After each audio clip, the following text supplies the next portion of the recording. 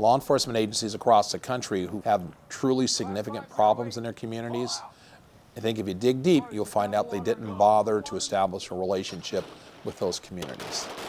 And a lack of doing that will spell nothing but problems for you when something bad happens. 115474, Unit 239. I wasn't working when it happened. I got called in after it happened. All I did was secure the scene, and I can tell you this, it's a really, really sad situation for L'Oreal and her family.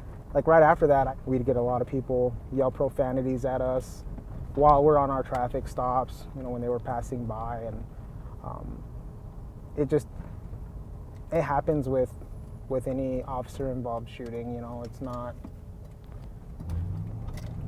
I'd have to be lying if I said, you know, it was Disneyland right after it. For a law enforcement agency, we're fairly diverse. I mean, we, you know, probably better than the average, especially in the state of Arizona. Nationwide, I would think that we do very well. Here in Winslow, about 4.5 months, and it's going well. I mean, Winslow has a diverse population, but it also has had, you know, its share of, you know, recent high-profile incidents. One that happened, you know, last year.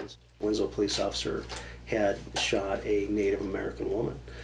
That creates a lot of controversy, especially when you look at the statistics that show that Native Americans are more likely to die at the hands of police than any other culture in America. When the shooting happened, it kind of blew up. There was protests. I know a lot of Native people, Hispanic people, black people, and come to find out that a lot of them, they were having a lot of distrust. You know, there's just still a lot of hurt still in the Native community here. We got a new chief of police now. He's a great guy. The stuff he's doing, I think, is what we've needed for a long time.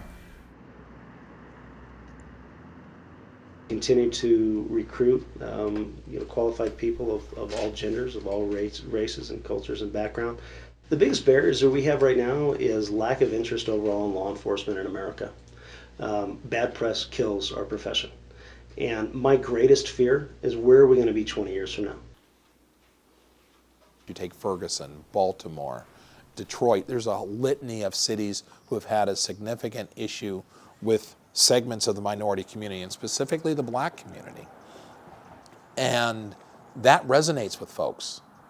People can't see themselves being a part of an organization that has a reputation of, or there's actual evidence of them treating someone who looks like them in an extremely poor fashion, unprofessionally, and in some cases illegally.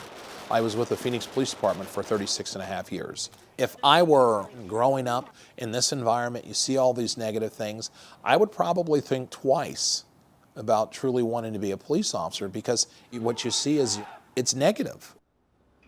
You got to realize that everybody that's watching this, they could be your future police force, that very diverse, very you know, positive police force of the future that you want to have.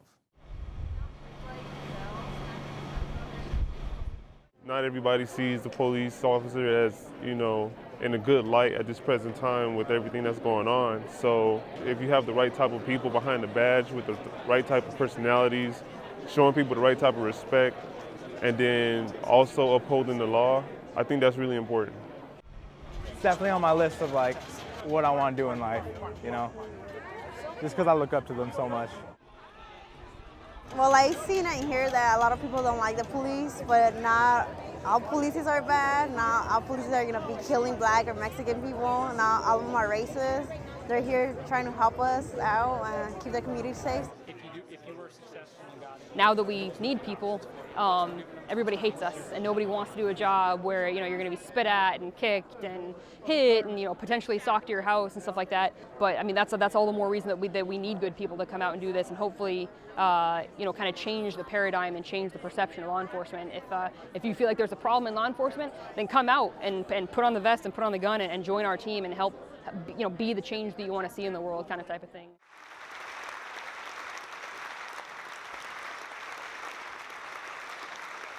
In and of itself, just having more Hispanic officers or more female officers or more black officers won't increase a positive relationship with those communities. You still have to go out and develop that relationship. If people are doing those types of things and it's a diverse force doing it, then and only then, in my opinion, will a law enforcement agency really have a true partnership with the community. Every now and then, what I'll do is I'll go out to the neighborhoods south of the tracks. They're predominantly Hispanic neighborhoods. And I'll play basketball with the kids that are out there playing. I'd like to give them the impression that we're the good guys while they're young. It's all about perception and how you want to treat people. And again, just because I have a badge and a gun doesn't mean that I can be, a butthole to people. I treat them with respect just as much as I did before I was a cop. 3597.